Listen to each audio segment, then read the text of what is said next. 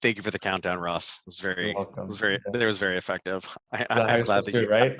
Yeah, exactly. It's always like from Wayne's World, right? Like the 3, 2, 1 are silent. Hey everyone, thanks for joining us for this joint webinar between Atrium and Accord. I'm Pete Kazanjy. We're gonna let folks kind of trickle in here for a hot sec here, but I'm really excited about the topic that we're gonna be covering around kind of initial scale of your revenue organization. We have two really great people here, which I think is maybe a little like self-important to call myself great, but Ross certainly is great. So Ross, one of the founders of Accord, is here, as am I. Ross, you're in Canada right now, right? I'm up in the Great White North right now. Yeah. Wonderful. I think it's called America's Hat, isn't it? Yes. You are, yeah, officially. Exactly. Yeah, officially. Okay. According wonderful. to some people, yeah. We're not going to get political about it, but okay. Yeah. How are you? You've been doing? Are you going to be down in the States anytime soon? Like last time you were down here, we got to go get some drinks. I miss you. Yeah, we're gonna hang out soon again. I'm gonna be back for most of May and the beginning of June, so we'll have to hang out. But no, see now you're screwed because like now we have to hang out. See, yeah. see what I just did there. Wow. Wonderful. Well, thanks for joining us, everybody. Really excited about the topic here today around kind of scaling initial scale in your revenue organization, kind of the things to look out for, things to like potential tripwires, areas for excellence, etc. Just kind of take you through some logistics of this. Like the idea here is to be very participatory. Obviously, Ross and the Accord team, accordions, right? Accordions, yes, that's what we're called. Yes, Ross and the Accordions work with tons and tons and tons of sales organizations. We here at Atrium also work with tons of sales organizations. We've got north of 300 customers. So we've kind of seen it all at different stages of scale. So please do ask your questions as relates to the different kind of stages we're going to go through. We'll go ahead and field those questions when it makes sense. We're also going to give away a lot of like books and resources. So just kind of keep your eye on the chat there, because we're going to drop different links for like white papers and playbooks and books and free giveaways and things like that. So just keep your eyes peeled on that. And so then really quickly, just kind of the agenda that we're going to go through. First, we'll do a little bit of introductions with Ross and myself. We're going to go through a couple different phases of scaling your revenue organization, kind of the like seedling, kind of like small bush stages of the organization, and kind of the important things to look out for in each kind of like stage, the things to do, the things to maybe specifically not do, and kind of like the different kind of tripwires. Please do ask your questions in those different sections, and then what we'll do is we'll wrap up with various resources for folks to kind of keep going with. So that's kind of like what we're going to be doing there. A little bit of intros here. Mr. Ross, why don't we start with you, since Hannah told me to introduce myself first, but that always feels a little self-important. So I'm gonna have you go first, Ross. I appreciate that, Pete. Okay, I can jump in and maybe share why people should potentially listen to some advice, at least from myself. We all know that the person that wrote the book on this is here as well, Pete. But yeah, Ross, CEO and co-founder of Accord. Previous to building Accord, I was one of the first business/sales hires at Stripe back in 2015 and help us scale out from basically answering sales requests in Zendesk and user voice to actually spinning up a sales team, getting onto Salesforce, all that kind of stuff. Started selling to SMBs, the mid-market, then enterprise, figuring out all those things. So excited about this topic, going from basically nothing to and a single rep to a team of 20 plus. And at Accord, we help companies close more business and onboard customers faster through a collaborative customer-facing workspace, Accord. So if you're curious, check it out. We like it. Our A's like it. Keeps them on the straight and narrow. Swim lanes, right? Bumper bowling.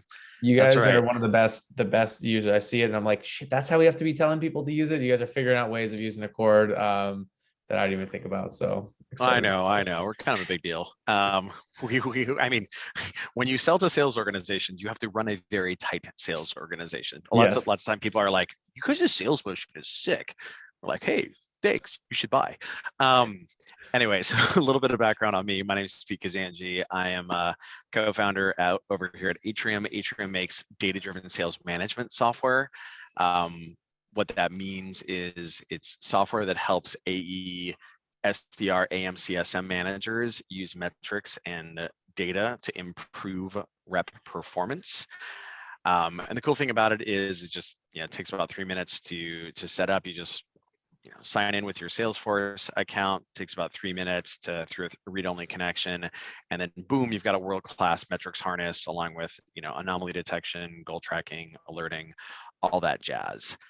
Before Atrium, my background is actually in product management and product marketing. So I started my career at a company called VMware a little more than a decade ago. I am that old. And was a product manager, product marketer, and then I started a recruiting software company called Talentbin, which was kind of where I first learned sales. I went from being our business generalist founder to our first rep, first sales manager, VP of sales, and then we were acquired by Monster Worldwide in 2014, where I went from managing a 20-person sales organization to being responsible for new product sales for 1,000-person sales organization. So that's kind of like what inspired Atrium. Was like, oh man, this organization kind of doesn't know what's going on from a quantity and quality of selling behavior standpoint. There's got to be a better way to solve this. Before I started Atrium, also wrote a book on sales, on startup sales called Founding Sales, which we'll talk about a little bit later. And then also started the nation's largest sales operations and leadership community called Modern Sales. So think about sales just a little bit, right? And I think that's kind of how Ross and I got connected. Cool. So let's go ahead and talk about, let's talk about what we're going to talk about, right? We're mainly going to be talking about like 3 primary stages of the sales organization. Importantly, these are all the stages that kind of come after founder-led selling, right? Where you're kind of doing that initial 0 to 1 of kind of proving the initial sales motion. What we're going to be talking about is like the 3 stages of initial scale there. So kind of phase 1, which is helpfully denoted here by seeds. How do we create a small team that can replicate, a mini sales team that can replicate the behavior and the selling success of that initial founder-led selling. The second stage is essentially how to abstract that out, kind of go from that initial pod of successful sellers to a larger set of folks. And then the third stage is essentially abstracting that even larger, where now you're kind of like layering in second level leadership, et cetera. And so each of these different stages have their own challenges. They're like, as with all startups, each stage is its own special bowl of glass to eat. But they're different flavors. But it's still a bowl of glass. And so I think the first stage that we're gonna kind of talk about here is like this idea of, can we make a mini sales team, right? And so this is a visualization of what that early org chart might look like, where you've got a business founder who previously was selling his or herself, right? Ross, this wasn't you too long ago, right? Yeah. It was me a little. This was my 2018. Or sorry, the stage before this was my 2018. This was my 2019, where essentially you're kind of kicking yourself out of being in the business of selling, and instead what you're doing is you're managing a team of like sales development, account executives, and kind of customer success folks there. And I think, and this is where I'd love to open it up for discussion around like, how do you know that it's time for this phase? Like, what should you look out for, and kind of like, how do you know it's time to exit this stage? Ross, how did you know that it was time for you to kind of move on from being you as the only seller and kind of abstract out like this?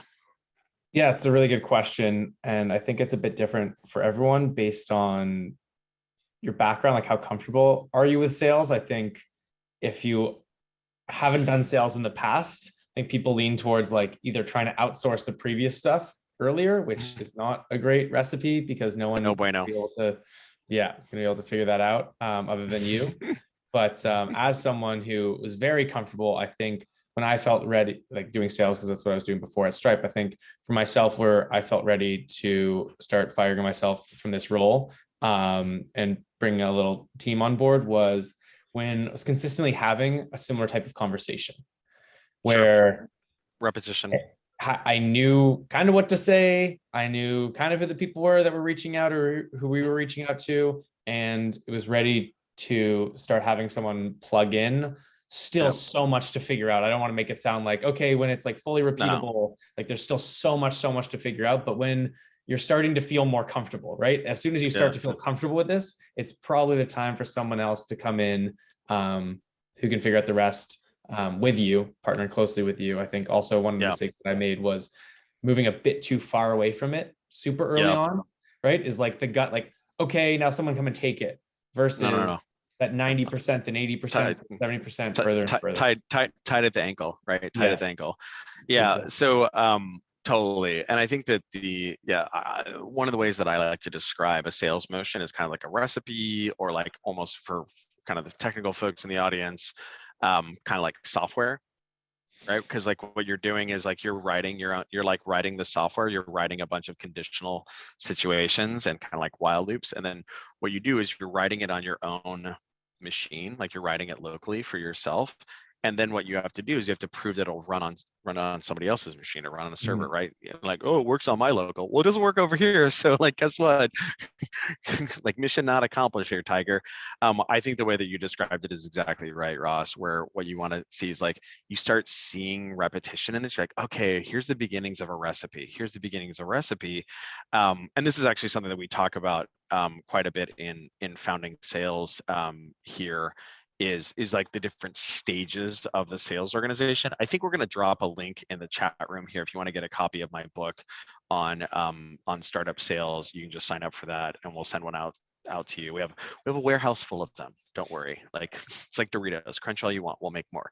We'll just print more founding sales. But like once you start feeling that recipe, then it's like, oh, not only should I not be the chef anymore, because like a chef like creates the recipe, but then also can cook it.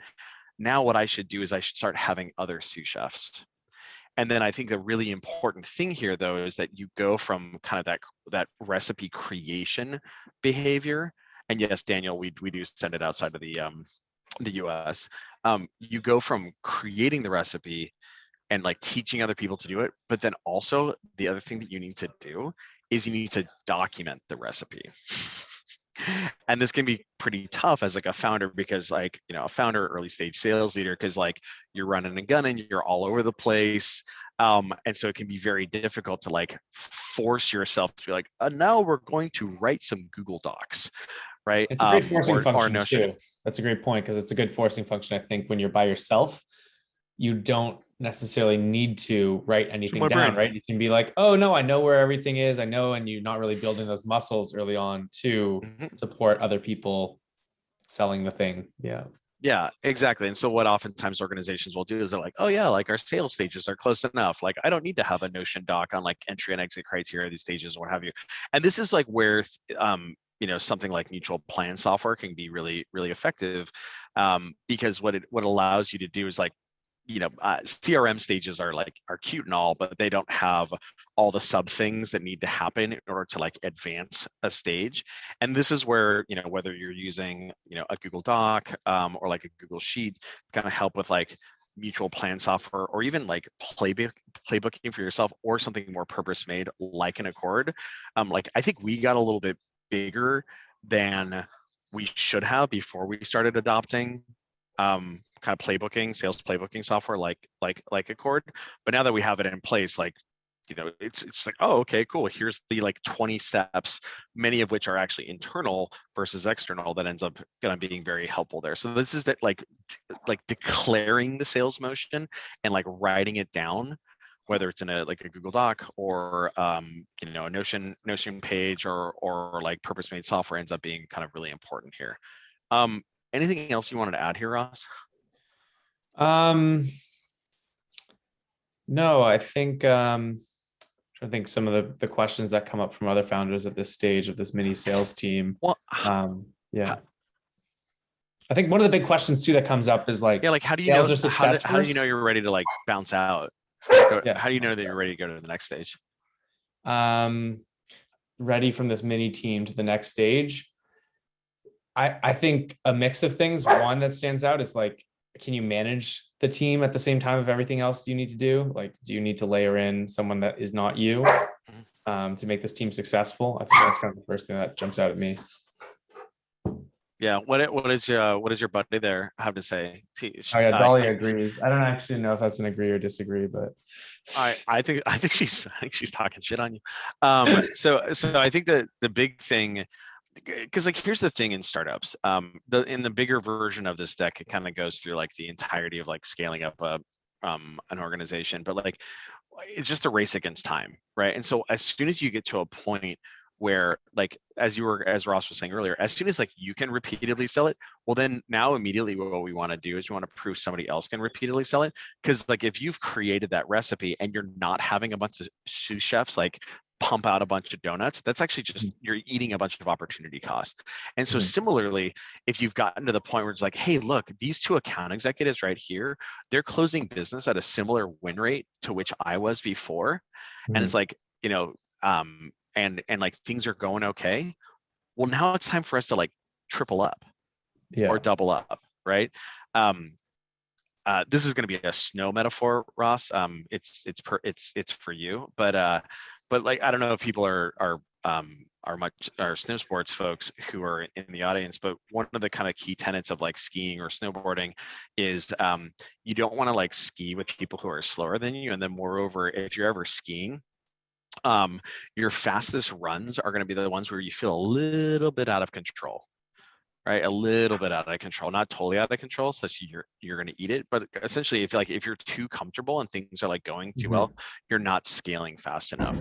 And so that's a really kind of like a good indicator of like when you should exit this stage is like, hey, you know what? This is jamming along here. It's time for us to double up and go to here. And so do you want to quickly hit Scott's question before we move on? Oh yeah, sure. What was it? Oh, sorry, it was just sent to the host and panelists, but how much sales repeatability, example, customer logos, do you think is the right number to have landed as a founder prior to setting up that right? first What is a sufficient sample size to declare 7. victory to then move on to did you say 7? 7, obviously 7. A random number. No, it's 8-minute abs. No, 7-minute abs. Yeah, exactly. I think it's actually funny. I talk about this in founding sales here, Scott. It really kind of depends on your sales motion. Yeah. Right. So if you got like a really high ASP sale, like I'm trying to think of like a good example of this. So like, you know, pretend a buddy of mine runs a company called Tonic. Right. They make they call themselves the fake data company. It's hilarious, right? Because they make synthetic data for ML teams and kind of like software engineering teams. And I think their ASP is like it's up in the like 100K range. So their deal cycle is like it's not quick, right? It's like, you know, it's a few months or whatever. And so Ian, when he was starting out and kind of selling, Ian and Carl were kind of selling initially, you know, I think when they got to like 5 to 10 deals, they're like, okay, cool, this like repeats, right? Because the problem is that if you just keep waiting, like pretty soon you're going to be a year in, you're going to be like 18 months in, et cetera, et cetera. Versus if you have a faster sales cycle, so like, you know, Accord could probably be an example of this. I think I probably sold like 24 deals at Atrium, you know, just so I could brag to my future reps. They're like, man, your win rate was terrible. I'm like, listen, kids, it was way harder to sell. Product was very different, maybe. Yeah, exactly. No, I think you're just bad at your job. Yeah, well, maybe I am a mediocre sales rep, but I'm a pretty good, you know, scaler of sales organizations. I think if your deal cycle is faster, you might want to look for something in the kind of like the couple dozen place where you just like it's all about S curves, right? Like if you feel that you're kind of getting to that top of that S curve there, where you're just like, okay, cool, I've seen this before. That's probably the point to move on. Is that a valid answer, Ross, or is it just 7? No, I like that. I try to give people, because, you know, giving some people numbers is helpful, but I agree. Like if you have a high velocity deal, say you're closing 5-10-ish K deals early on, a dozen or two, probably you've seen it and you can have someone else come in and do that. If it's like upper mid-market enterprise, I mean, if you've done 2 or 3 of those pretty successfully, you can have someone starting to work on the next set with you as you or like continue to riding sell. along. Yeah, like learning. Yeah, exactly. To extend the chef metaphor, just like, all right, cool. Now I'm going to make the next like really fussy souffle, but you're going to stand next to me, right? Yeah, I think that's right. I think the other thing too is to think about like the quality signifiers or metrics. And a good example of that would be like win rate. Like if you're only winning 5% of your first meetings, Yeah. that's like not a hyper efficient sales motion. So like bringing somebody else into that before it gets more efficient might be a little fraught. Cool. So now we're going to talk about kind of the next section here where it's like, hey, look, we have gotten to the point where these folks are repeatedly selling at the same sort of like clip as you were. And so now like we're ready to double up, we're ready to triple up again. And the way to kind of think about this is like you're just taking this that same kind of like unit of performance, right? Which is kind of like this. Notice it's like the same sitch there, and you're just doubling it up, right? And so what's going to happen here is every time you engender this like next level of abstraction, things are going to break. Right?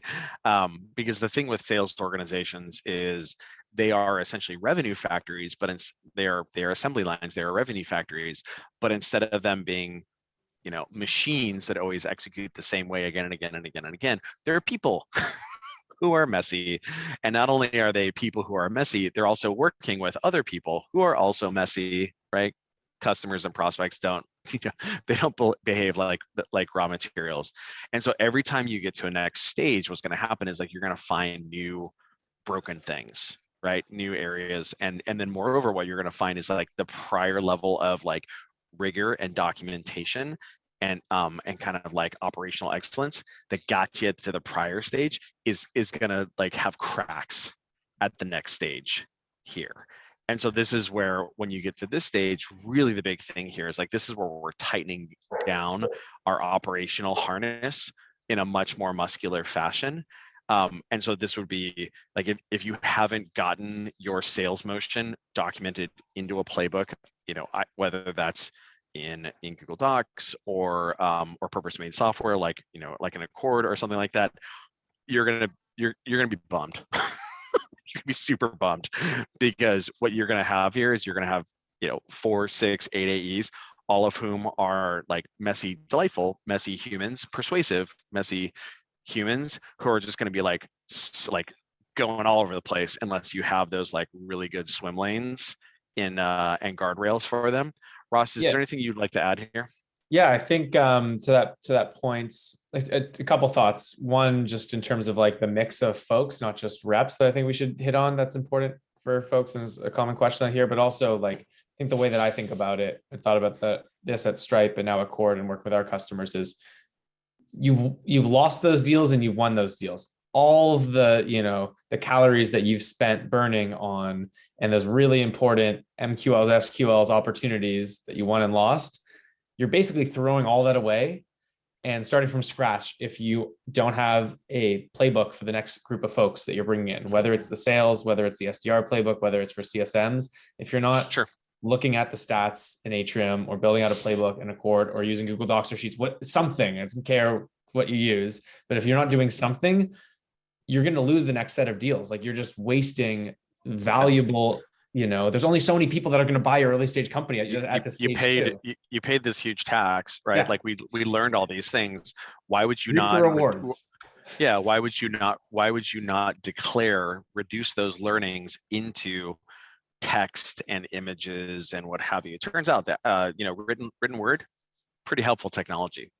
Turns out. Totally. So yeah, group those gong calls if you have a call recording platform.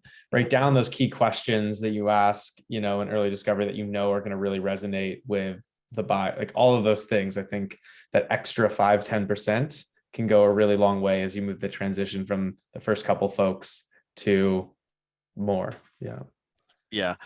Yeah, so I think that's a really important thing to consider here. The other thing that you're going to, at this stage of organization, that you're going to start encountering too, is that there's no way in heaven or hell that you're going to be able to keep these people in your brain at all, right? Like as a manager. So at this stage right here, you can kind of like you're going to probably be riding along on most of these calls, right? So you kind of understand what's happening. You might understand like, the level, the quantity, and maybe some of the quality of execution that's going on here, like the number of customer facing meetings, the number of ops that people are working, the number of new ops that are coming into their pipe. Guess what? As soon as you triple that up, that's going to break your brain. And so this is where starting to manage by metric becomes really, really, really important. And you can kind of see that there's like a little sales operations person hanging out right there. And so this is where moving from kind of like artisanal, organic instrumentation via osmosis to actually starting to do data-driven sales management, to actually like use metrics to manage these folks and like measure and improve their performance is going to be really, really, really critical. Because again, if you don't, like the wheels are going to start kind of falling off here. Do you guys use Atrium yourself to do that kind of stuff? When did you start using your own product? From the get-go. It's actually kind of hilarious. So like this is Oh yeah, totally. I mean, like we, in all of our board meetings and like all of our board meetings, all of our all hands, everything, like one of our key tenets is just like, you got to bring data. And so like every slide just has like an Atrium icon, or sorry, like an Atrium screenshot in some sort of capacity. It was like funny when I was the only rep, because it's just like, all right, here's how many customer facing meetings Pete had, and like here's my win rate, and so on. It's actually really funny now because like you can pull the time. We like do sales archaeology on Atrium. We go all the way back in time to like 2018 and 2019, and we see like all of Pete's like deal closes and win rates and like first meetings, and then like you see my untouched ops, and people are like, ha ha ha, your pipe hygiene was crappy in like August, and I'm like, I know. And yeah, and so I think that where it really starts this thing though, because like we've got 15 reps now, and so we're actually like right here.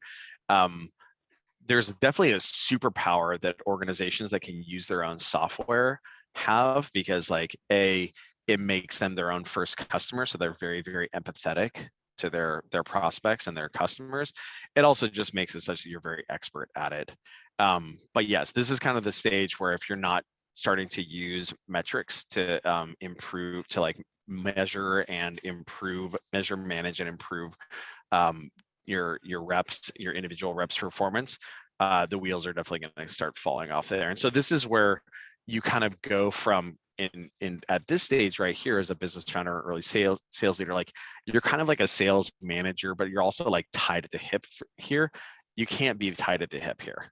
Like you can't be on every single one of these calls. It's just like not possible.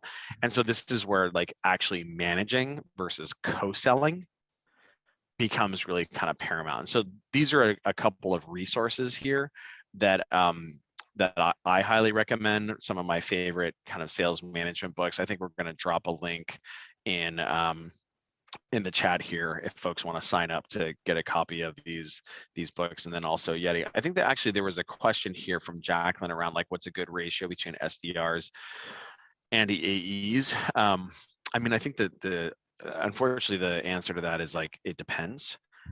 It really kind of depends on the economics of your sales motion. Can like you afford to have like a 1-to-1 ratio of SDRs to AEs, or is your ASP low enough and your win rate low enough that it has to be like 1 SDR to 2 AEs? That's usually the rule of thumb, is 1 to 2. I think actually Hannah might be able to grab. We actually have an SDR to AE support ratio calculator on our resource page, so maybe we can grab that from the resource page and drop it into the doc, into the chat room here. Ross, is there anything you wanted to add on that call, or excuse me, on that question?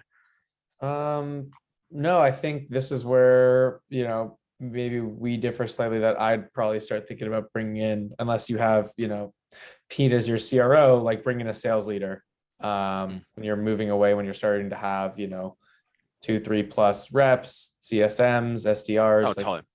Yeah, you need that person, and that's a very hard hire to make. Oh yeah, for sure. There was another question here from Connor regarding hiring and ramping your first, set of SDRs and first kind of like AEs and what have you. Really, the question was like, what should that that time frame look like? I did a masterclass recently on data-driven ramping of AEs and SDRs. Usually the rule of thumb for that from an AE standpoint is going to be about 2 deal cycles. So if your deal, like use Atrium as an example, like our deal cycles, like 50 days or so, you would anticipate. So usually about a month of training before people are taking first calls, and then 2 deal cycles afterwards is like where you're going to start seeing people being at they should be approaching full productivity. The important thing though is, of course, you don't want to look at like lagging at indicators like wins and bookings and what have you. You want to be looking at leading indicators, like new opportunities coming into their pipe, the number of ops that they're owning, the number of ops that are getting to stage 2, stage 3. If you have a trial process, how many trials is somebody turning on, et cetera, et cetera. And then SDRs ramp more quickly. You probably, you might be having like a couple of weeks of training there, but the time offset from when they're starting to engage accounts to like when those accounts turn into an opportunity, probably a little bit more compressed. So you would anticipate starting to see deals like new ops showing up, 2 weeks or 3 weeks after they kind of like start hitting the phones, hitting the sales engagement software, et cetera. Ross, anything you wanted to add there? Nope. Cool. Yeah, so I think that like this is like a really important thing here, is to understand that like this is like the next way that you're leveraging all that information that you learned in this stage right here by then spreading it across more account executives and more CS and what have you. And so similarly, when you get to the point where like these people are being well fed, like the SDRs are successfully creating enough opportunities, plus the AEs prospecting in order for the AEs calendars to be filled, and then those deals are being passed to customer success after the fact, and those customers are getting to success. And of course, the way that you're going to know that that's the case is you're going to measure it. Ideally, if not, you're going to be flying blind. And then once you have that humming there, now it's really the time to abstract out, right? And kind of make that successful team of teams here. And I think this is what kind of certainly this is where you can say, hey, like, does the business founder continue to manage that team, or do you bring in a head of sales? This is kind of like 6 of one, half dozen the other here, kind of depending on the skill profile that's present in your organization. Like Ross was kind of joking earlier, like, hey, if you have somebody who's like, sales centric by background, like me or Ross, like maybe you hang out longer. If not, maybe you make this move more quickly. When you get here, it's like, okay, it's time for the professionals, right? Like, because now what ends up happening is the same way that you're eating opportunity costs. If you don't jump from this to this, you're also eating opportunity costs if you don't professionalize this from this to this here. And so what you'll note though, of course, is that now what's happening is there's a new there's an abstraction here where there's actually managers sitting between leadership and those teams right there, which again makes it all the more important for the systematization of your software, of your sales motion to be on lock. Because the same way that these AEs are going to try to figure out every way possible to diverge from your sales motion, unless it's like very crisply delineated and playbooked. Now what you have is you're going to have multiple managers who themselves need guideposts on how they should be managing their teams and holding their teams accountable. What do you think the right ratio is, like for the manager level stuff? So like, and then is it the same person for sales and success? You mean what is the right from a span of leadership control? perspective? Like how many managers to AEs, or what do you mean? Yeah, both ratio managers to AEs, as well as, is it the same person that's leading all of sales and success? Is it just sales? Is it just success? How do you think about that? Yeah, I mean, I think that that the second question is I think people have a lot of opinions on that with respect to spans of control, and how many reps are going into a given manager. Usually in SDR land, what you'll see is like anywhere between 6 to 12. When you have larger spans of control are good because you're taking that manager's salary expense, and then you're amortizing it across more people. Just think of a manager as like very fancy software. It's management software in human form. And so the more reps you can spread that across, the more efficient your sales motion will be, because managers aren't free. The flip side though is the more and more humans you have going into a given manager, you're not going to be able to manage by gut and by osmosis. And that's why, that's where data-driven sales management becomes all the more important, because it's a benefit insofar as like you can have a larger span of control, which is very cost effective, but it comes along with the necessity of managing by metrics. So anyway, SDR management, 6 to 12 outside. I mean, 12 is like, whoa, like really pushing it. Yeah, it's a lot. I mean, so again, we have like north of 300 customers, and like you kind of that's why I'm kind of giving you like a histogram there. I think it's probably like, 8 is what we typically will see on an SDR team, but we definitely see organizations like if you are more operationally rigorous, you get to reap the benefit of having 10 SDRs or 12 SDRs going into a, with AEs, it's smaller. It's like 4 to 8 usually is what you see. And again, the larger spans of control are kind of a benefit that you get from managers who are more enabled to use metrics to manage their teams. What are you seeing, you guys as customers? Yeah, I'd probably say like people start losing that efficiency after like a 7 to 10 range.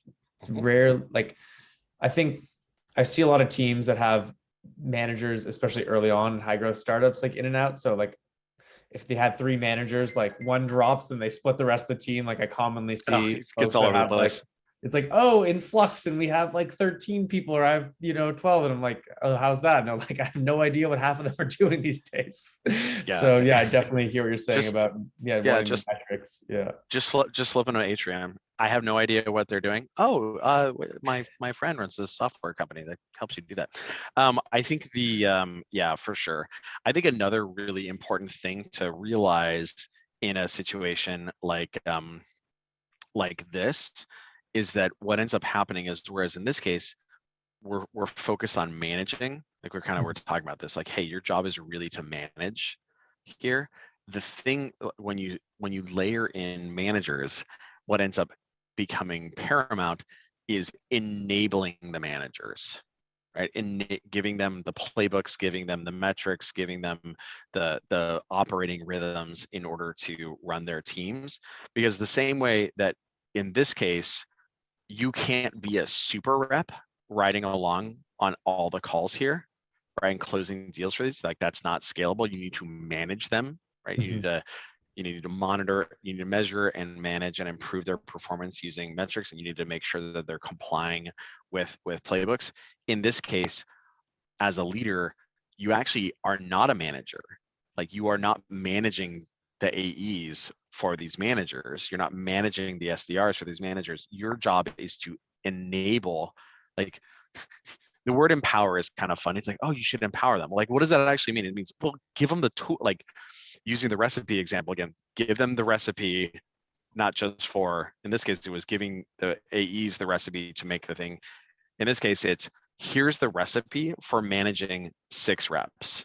Here are the metrics, here are the goals, here are the playbooks, and here's your operating rhythm. This is what your Monday morning meetings look like. This is what your pipe reviews look like, right? These are the hyperlinks to the various resources that you're going to use for that, because that's what your job becomes here, is not managing the reps, definitely not being a super rep, but even moreover, not managing the reps, but instead enabling managers to then manage in turn.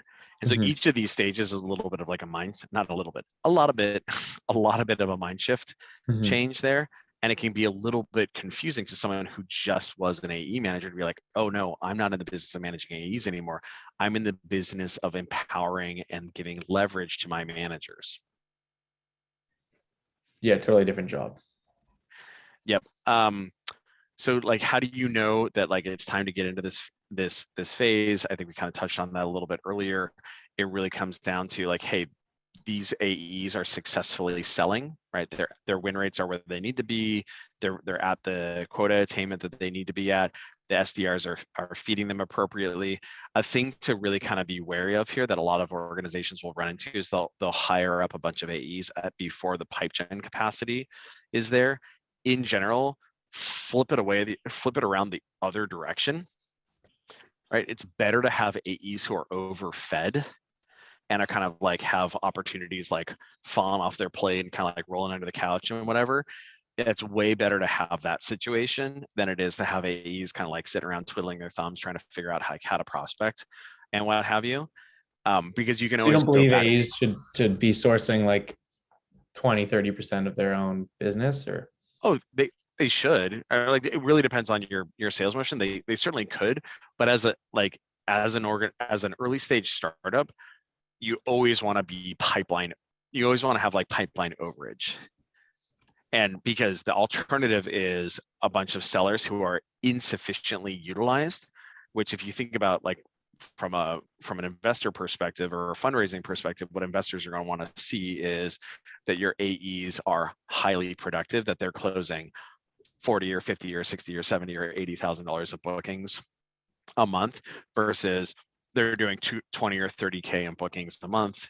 And the reason why is because they're having 30 customer facing meetings a month as opposed, right, which would be like 7 a week, as opposed to 15 customer facing meetings a week, which would net out to like 60 customer facing meetings in a month.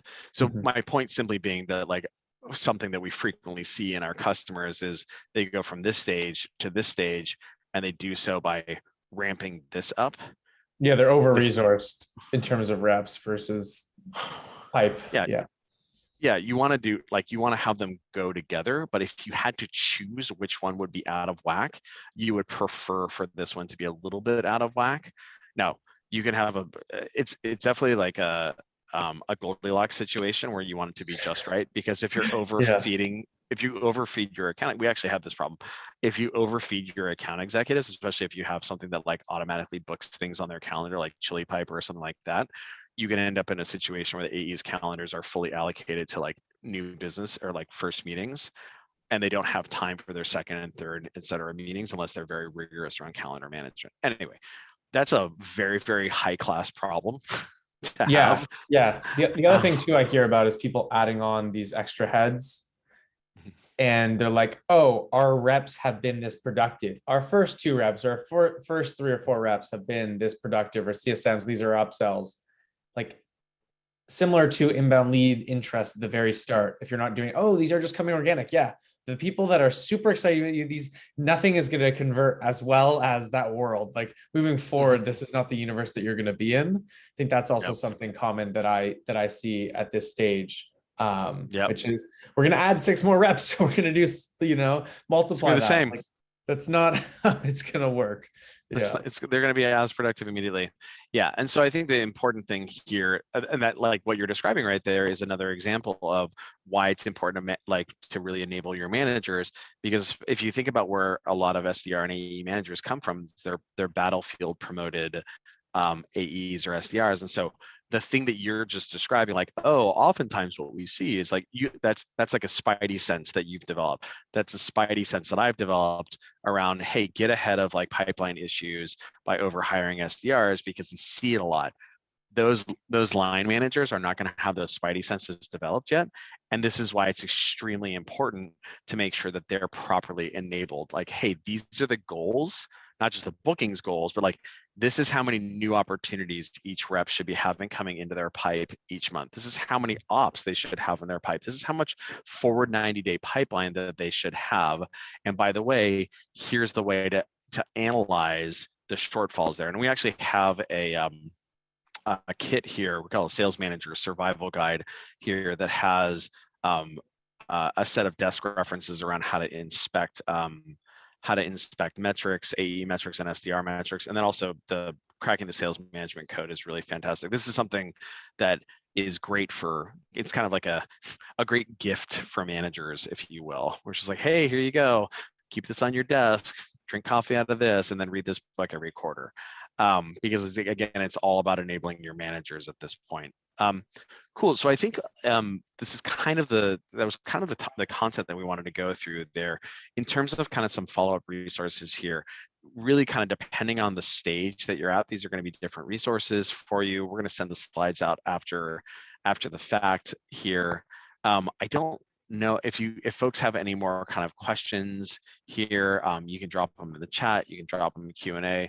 Ross, is there anything that you wanted to touch on here that maybe we skipped over or what have you?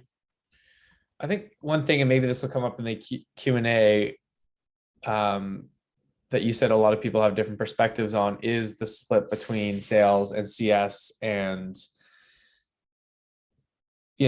what revenue comes from like how do you think about the split, and then like the timing, like here you have a certain percentage which probably speaks to like a certain sales process, so I know you can't account for all of them, but I think that's something that's really timely, especially with the way people are thinking about managing customers all the way through the sale and onboarding and success and adoption. We know that it's all about making customers successful, both to help with top of funnel as well as your own NRR, like net new customers come from other happy customers and word of mouth, but also renewals and expansion and low churn and all that kind of stuff. So I'm curious to get your thoughts on.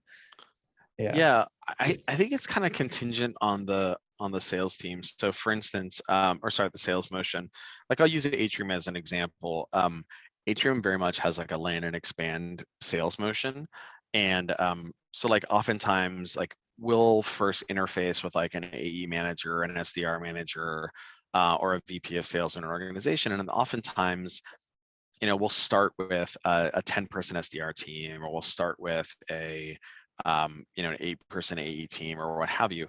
And then the deal's not done. Sorry, the entire account is not, is not saturated at that point. Yeah. And so what we do, and kind of organizations that have these land and expand motions are best served with the AE continuing to work with that organization. So like the people who have been purchased for already, like customer success is responsible for successing them. Really, the metric that CS should be paying attention to there is usage, right? You were making jokes earlier about the Atrium AE team's usage of Accord, and like how consistent it is and what have you. That's what like the CS function should be paying attention to, like taking that excitement from the initial transaction, getting people up to success. One of the metaphors that we use in our organization is that CSMs should really be, especially if you're talking about like a new category of software like Atrium or Accord, CSMs should really view their role as a personal trainer and not a waiter. Like, hey, yes, it needs to be super prescriptive. People are looking for. You joined this gym. You joined this gym for a reason, right? Yeah, we're gonna get you. We're gonna get you to where you need to be. Versus like, cool. What would you like to do today? Because like most of the time, when you're in a new category, customers don't know what they don't know how to use your stuff. That's why they hired you. Yes. Right. And so having CS be focused purely on that, because then what that will do is that will actually feed that'll feed expansion revenue into your AE organization. Right. And so this is something that what we changed this about 18 months ago, where our customer success function was historically responsible for expansion. This was before we had more of a land and expand motion. And you can see the jump in expansion revenue. It's bananas. From one quarter to the next quarter, it's just like bink. Because all of a sudden now we have CSMs focusing very clearly on getting customer success, not splitting their attention. And then also we had account executives who are very comfortable saying like, hey, cool, well, now it's time for you to buy because we've gotten you to success, incremental team. And so that changed in a very meaningful fashion. If you don't have a land and expand selling back into the account, so you had the CSMs focused on getting them to success, and then you had the catch-up conversations, quarterly business reviews, all that kind of stuff. Yeah, but more specifically, the AEs are like they're running ahead into the other. Like, to use this as an example, say we land in the SDR organization, right? The CSM is working with this team right here to get them to success, right? To get them thriving with Atrium, and the AE is like going and selling into other teams. Right. I mean, you guys are a very similar situation. Like you can imagine starting in an account executive team with the Accord, and then bridging across to the account management team and saying like, hey, you guys have a different playbook than the AE team, but it still should be should be described as a recipe, and each of your account manager, each of your customer success managers should be following along here. I mean, I know that's kind of like an ancillary use case for you guys, but like you could see something similar going on there. Cool. Well, other than that, I think there's some great questions coming through. So let's check it out. What's something you wish you knew before or did before you built your first sales team? I'm curious to hear your answer, Pete, when I saw this question. Yeah. Before I built my first sales team, I mean, there's a lot because maybe Atrium. Maybe let's pick Atrium because obviously, like before this last team that you scale all this kind of stuff, what's something that you wish you knew? I think that I think probably the biggest mistake I made in the Atrium sales organization was was trying to like jump 2 stages at once. Like we kind of went from this and before I had a handful of AEs selling repeatedly alongside me, I brought in some sales management, thinking that like we might be able to like jump 2 stages at once. And so that was a little bit of a boo-boo there. I don't think it was something that I didn't know. It was more like a calculated risk, like, hey, I know I'm doing something bad here. But what about you, Ross?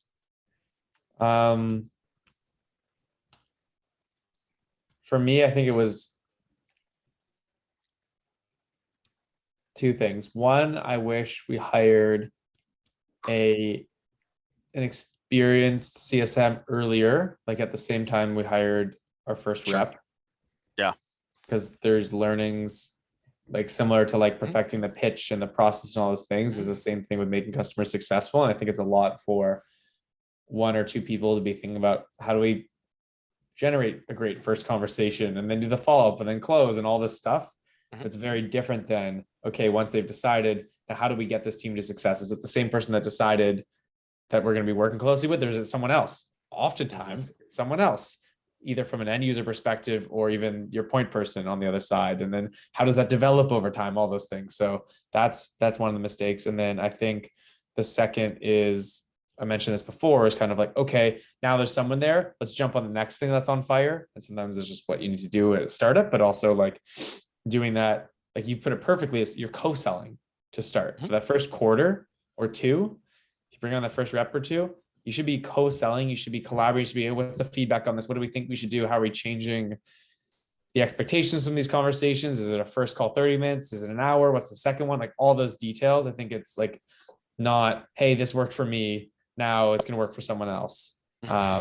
So right. Especially since a conversation with a co-founder or someone more senior at the beginning is going to be different than bringing in someone who's going to be more repeatable. So those are 2 big things that stand out for me that I could imagine like would be similar to any other startup out there. Yep. A couple more questions here. Jacqueline has a good one here. How do you measure if and when an SDR can be moved into AE role? Usually, I mean, it kind of depends on the stage. I like to kind of, put a bright line, say like, hey, look, you've created this many opportunities and this many of which have gone to close 1. At which point, like you're ready for the kind of like micro promotions. I forget who, Jeremy Donovan from SalesLoft. SalesLoft is a good partner of Atrium's, and they did a really good job of like SDR micro promotions where you get to a certain, like you've done this many, you've created this many opportunities, that this many have gone to close 1.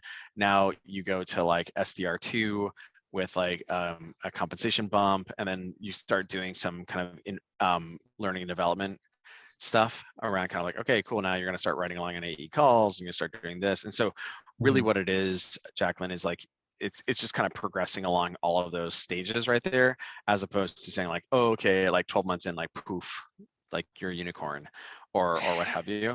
It's more kind of like being focused on those things. Anything to add there, Ross? I like that. I think it makes it easier for managers to focus on the coaching and up leveling people on a day-to-day basis versus the expectation setting and the question marks around all this stuff is like, make it like, formalize something. And obviously there's going to be a plus and minus around it. If something like how fast it takes certain people to get to that point, all those other things. But I like having very clear expectations there and then being able to play with that versus you're making it up on a daily, weekly, quarterly basis with so many other things changing at a startup. So yeah, for sure. I mean, I think this is one of the things that we find with a kind of like manager enablement, right? The more that you can like metrify, like instill metrics into various things, like in their one-on-ones, they should be looking at these goals right here, as opposed to like, hey, how you doing? Right? How you feeling? Right? It's like, hey, here are the metrics by which you're going to be, the output metrics and the input metrics by which you're measured. And then that way, what we can do is we can analyze like, oh man, SDR, like your account's touch to opportunity creation ratio is like 30% off as compared to the other 8 SDRs. WTF, like let's get into that and figure out what's going on there. That's like a very effective coaching conversation. Similarly, like, hey, when am I going to be an AE? It's like, well, here's the document. It says you need to be at this many opportunities that have been created. And if we go and look over here, you're about 40% of the way there. And you can see that the other people who are from your same vintage class are generally around where you're at. And then these 2 reps are ahead of you. So how are we going to get your opportunity creation up? Yeah. One thing that I didn't really think about that's related to this, but also what you guys are doing at Atrium is like being on the same page as the reps. I was thinking about it more as a tool for like the business, but the coaching conversation, all this stuff, that's really interesting because the rep knows where they're at, right? Like you get self-managed. They can manage their destiny. They can manage their destiny a lot more, right? it's like, okay, what are other, and then you can be like, what is this person doing to have this number? Okay, maybe they've reached out to 1/10 of the deals that I have, but they've created about the same. Like, what does their cadence look like? Can I send it out to twice as many people but get to that same thing? And yeah, I think that's a really interesting aspect to it. That ties back to all the stuff that we're talking about. Yeah. It's actually something that's really fascinating that we see in our product metrics a lot. It's like you see, even though managers like SDR managers, AE managers, like leaders and sales ops are primary users for Atrium, you actually, in our product analytics, you actually see reps kind of creeping on each other's profile pages to go and kind of like see what's going on there. And like we see that from their core deals, like, oh, what did this person do in this opportunity? Like, how did they get 12 stakeholders at this stage involved in the deal? Like, I wonder what they did and what conversation, what ask they had after the 3rd call to have 12 people involved. And I usually only have 2 at this stage. Like what's, yeah. Whoa, it turns out that multi-threading is effective. Weird. It's another thing you can actually measure. Whoa, it looks like this guy's win rate is like way higher than everybody else's. Oh, wow, it's because he's engaging, 50% more, 100% more stakeholders in their opportunities. Hey, multi-threading, it works. Wonderful. Well, I think, Ross, we are unfortunately out of time because it's super delightful. But folks, thank you for joining us very much. Again, there's a bunch of kind of assets in the chat room here. We're going to go ahead and send the deck out afterwards.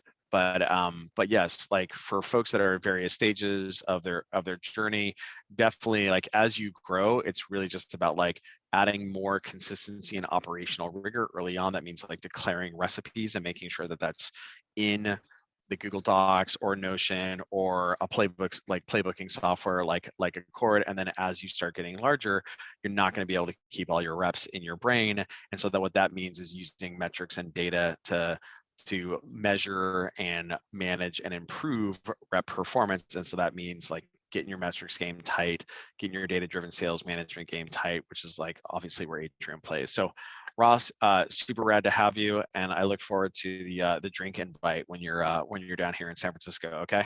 Yeah, I'll shoot you a text, Pete. But thanks everyone joining. This was an awesome session, Pete. I learned a lot from thinking about some of this stuff some more. So appreciate you inviting me. Okay, killer.